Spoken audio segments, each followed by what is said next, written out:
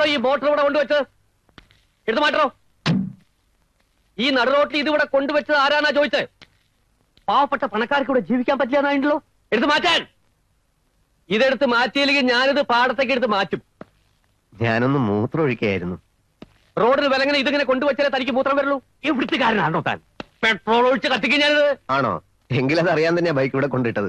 ഈ ബൈക്കിന്റെ സ്ഥാനത്ത് ഒരു മനുഷ്യനാണ് ഇങ്ങനെ വഴിമുടക്കി നിൽക്കുന്നതെങ്കിൽ ആ മനുഷ്യനെ താങ്കൾ പെട്രോൾ ഒഴിച്ച് കത്തിക്കും. മനുഷ്യനല്ല, ഏത് മഹാരാജാവാണെങ്കിൽ ഞാൻ കത്തിക്കും. എടോ, എന്റെ അടുത്ത് ഇഷ്ടം പോലെ പണണ്ടോ? അത് മുടക്കി വലിയൊരു വക്കീലിനെ ഏർപ്പാടാക്കി ഏത് കേസിന് ഞാൻ ഊരിപ്പോരും. താങ്ക്സ്. എനിക്ക് ഇത്രയും മാത്രമേ അറിയേണ്ടതുണ്ടായിരുന്നു. ഇനി പോയിക്കോളൂ. നമുക്ക് കോടതിയിൽ വെച്ച് കാണാം. ഏത് കോടതിയില്? ആദ്യ സെഷൻസ്. അപ്പീൽ ഉണ്ടെങ്കിൽ ഹൈക്കോടതി, പിന്നെ അപ്പീൽ ഉണ്ടെങ്കിൽ സുപ്രീം കോടതി. താൻ എന്തൊക്കെയായി പറഞ്ഞത്? താൻ ആരാ? ഞാൻ ആരായാലും കുഴപ്പമില്ല. താങ്കൾ അടക്കാച്ചാണകം പങ്കുണ്ടി മേനോൻ തന്നെയാണല്ലോ. മനുഷ്യനെ പെട്രോൾ ഒഴിച്ച് കത്തിക്കുന്നവനാണല്ലോ. തവളത്തലയുള്ള തന്റെ മോനെ കൊണ്ട് ശേഖരമേനോന്റെ മകളെ കല്യാണം കഴിപ്പിക്കാൻ താൻ ശ്രമിച്ചിരുന്നില്ലേ? ഓരോ തവണ കല്യാണം മുടങ്ങുമ്പോഴും ഈ ആവശ്യം പറഞ്ഞ് താൻ ആ വീട്ടിൽ ചെന്നിരുന്നില്ലേ? ഒടുവിൽ തനിക്ക് മനസ്സിലായി ശേഖരമേനോൻ ജീവിച്ചിരിക്കുന്നിടത്തോളം കാലം അത് നടക്കില്ലെന്ന്. തന്റെ കയ്യിൽ ഇഷ്ടം പോലെയുള്ള പണം ഉപയോഗിച്ച് വാടക കൊലയാളികളെ കൊണ്ട് ശേഖരമേനോനെ താൻ കൊന്നു. ദേവദോഷം പറഞ്ഞ തലയിൽ ഇടുത്തി വീഴ്ത്തണ്ടേ? പോലീസുകാരുടെ തലയിൽ ഇടുത്തി വീഴാറില്ല. പ്രത്യേകിച്ച് എന്നെ പോലുള്ള സർക്കിൾ ഇൻസ്പെക്ടർമാരുടെ തലയാവുമ്പോ ഇടുത്തി എന്നല്ല ഒരു തേങ്ങ പോലും വീഴാൻ ഭയക്കും. സർക്കിൾ മേനോന്റെ ശവം താൻ എവിടെ ഒളിപ്പിച്ചു? എന്റെ പൊന്നു സാറേ, ഞാൻ ആളറിയാതെ പറഞ്ഞു പോയതാ പെട്രോളിക്കും കത്തിക്കുന്നൊക്കെ. അടിയിൽ എഴുതി കാണിച്ച ഓടുന്നവരെ ഞാൻ. സാർ എത്ര വണ്ടി വേണമെങ്കിൽ നടന്നോട്ട് കൊണ്ടിട്ടോളൂ. ഒന്നാമതിക്ക് അങ്ങോട്ടല്ല പോട്ട് പുറകോട്ടാ. വണ്ടി പുറകോട്ട് എടുക്കണോ?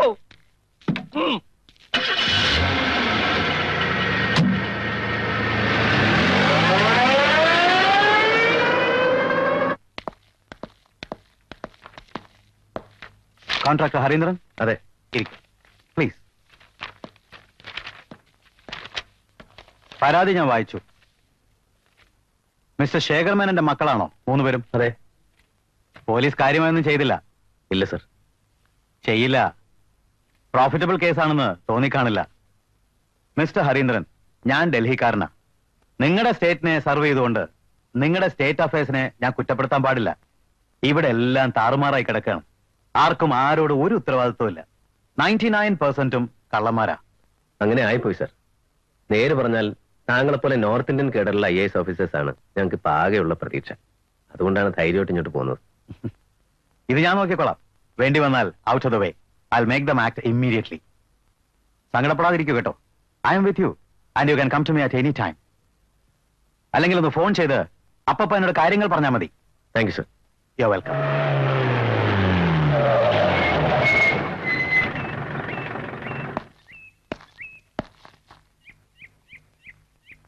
കൊച്ചേ, ഇനി വന്നേ. ഉത്തരവാദിത്തമുള്ള ഒരു പോലീസ് ഓഫീസർ കേസ് അന്വേഷണം സീരിയസ് ആയി തന്നെ എടുക്കുമെന്ന് മനസ്സിലാക്കാൻ പരാതി എന്തിനെ കളക്ടർക്ക് അയച്ചു? ആഭ്യന്തരമന്ത്രിക്കും മുഖ്യമന്ത്രിക്കും ഒരു കമ്പി അടിച്ചാൽ പോരായിരുന്നു? പുറപ്പെട്ടു പോയ അപ്പനെ അവർ കണ്ടുപിടിച്ചു വരുമായിരുന്നല്ലോ. ഞാനൊന്ന് പറഞ്ഞത് തന്നെയാ നേരെ.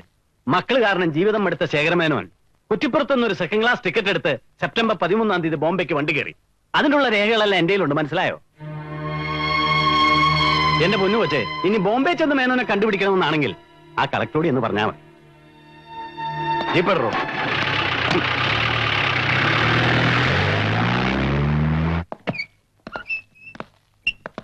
ഞാൻ Muttathara circle inspector Sachidanandan. Sir, formalities ഒന്നും വേണമെന്നില്ല. ഞാനിപ്പോ സസ്പെൻഷനില്ല. അറിയാം സാർ, പേപ്പറിൽ വായിച്ചിട്ടുണ്ട്. അൺഒഫീഷ്യൽ ആയിട്ടുള്ള ഒരു അന്വേഷണത്തിലാണ് ഞാൻ. ഇതെന്റെ സുഹൃത്ത് ഹരീന്ദ്രൻ. പരിചയമുണ്ട് സാർ.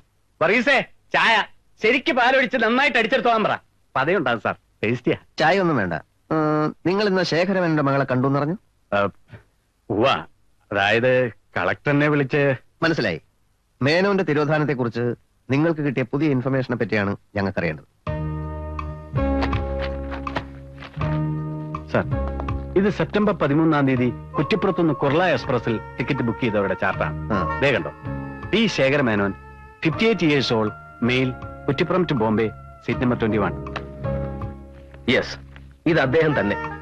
ഏതായാലും ജീവിച്ചിട്ടുണ്ടല്ലോ, സമാധാനായി. ആർക്ക്? ആർക്കെങ്കിലും ആവട്ടെ. ഈ ചാർട്ട് കൊണ്ട് മാത്രം ഒരു പോലീസ് ഉദ്യോഗസ്ഥൻ തൃപ്തനാവില്ല. ഞാൻ തൃപ്തനായില്ല sir.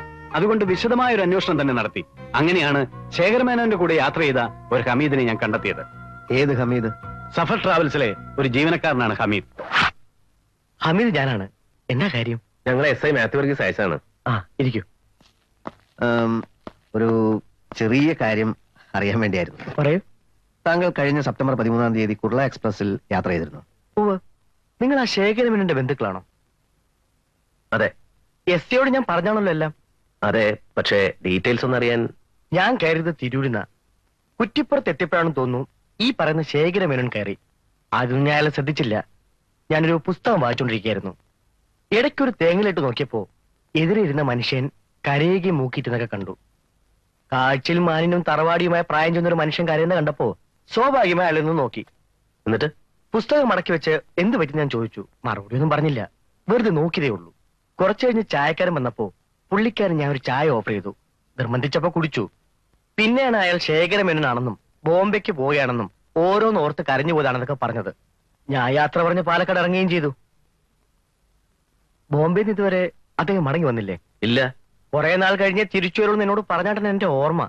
Thank you mister Hameed. ആ. ഇൻസ്പെക്ടർ എല്ലാം പറഞ്ഞു. എന്നാലും ഞങ്ങളൊരു മനസ്സമാധാനത്തിന് വേണ്ടി വന്നോളൂ. ഓക്കെ. എന്ത്? ഇറങ്ങടാ. സത്യം പറഞ്ഞാൽ നിനക്ക് വേണ്ടത് സസ്പെൻഷൻ അല്ല, ഡിസ്മിസലാണ്. മനസ്സാക്ഷിയില്ലാത്തവൻ, അഹങ്കാരി. ഉപ്പുമാവ് വയറു നിറച്ച് കഴിച്ചോ, യാത്ര ചോദിക്കുമ്പോൾ വികാരഭരിതമായി സംസാരിച്ചോ, ഇവൻ വലിയൊരു CID. എന്നെ പറഞ്ഞാൽ മതിയല്ലോ. ഒരു മരക്കോന്തനെ വിളിച്ച് കേസന്വേഷണത്തിൽ അറിയിരിക്കുന്നു. അരി കാര്യമൊക്കെ ശരി തന്നെ, പക്ഷെ ഒരു മിണ്ടരുത് നീ. പാവം കുട്ടികൾ, അവർക്ക് ഇത് അറിയുമ്പോൾ എന്ത് സന്തോഷമായിരിക്കും. ശേഖരമേനോൻ തിരിച്ചു വരുന്നത് വരെ ആ പെൺകുട്ടികളോട് കാര്യം ഒന്നും പറയരുത്. അത് നീയാണോടാ തീരുമാനിക്കാൻ? നമ്മൾ അവരോട് ഓൾറെഡി പറഞ്ഞു കഴിഞ്ഞു ശേഖരമേനോൻ മരിച്ചു എന്ന്. നമ്മളല്ല, നീ. ആരെങ്കിലും ആവട്ടെ, ആ നഷ്ടം സഹിക്കാൻ അവർ പഠിച്ചു കഴിഞ്ഞു. അതിനിടയിൽ വീണ്ടും ഇനി എന്ത് ചെയ്യണമെന്ന് എനിക്കറിയാം. എടാ, നിന്റെ സഹായം ആവശ്യമില്ലെന്ന് പറഞ്ഞു പിന്നെ വലിഞ്ഞൂരി വന്നതിന് വലിഞ്ഞു കയറി വന്നു. ആ. ഹരിയെ സൂക്ഷിച്ച് സംസാരിക്കണം. ഇല്ലെങ്കിൽ എന്ത് ചെയ്യടാ? ഓ, അത്രത്തോളായോ? ആയി. ഞാനൊരു ഫൂളാണ്. അക്കാര്യത്തിൽ എന്താ ഇത്ര സംശയം? കാള പറ്റെന്ന് കേട്ടപ്പോ കയറെടുക്കാൻ വന്ന എന്നെ ചൂല് കൊണ്ടടിക്കണം. ചാണകത്തിൽ മുക്കിയ ചൂലുണ്ടടിക്കണം.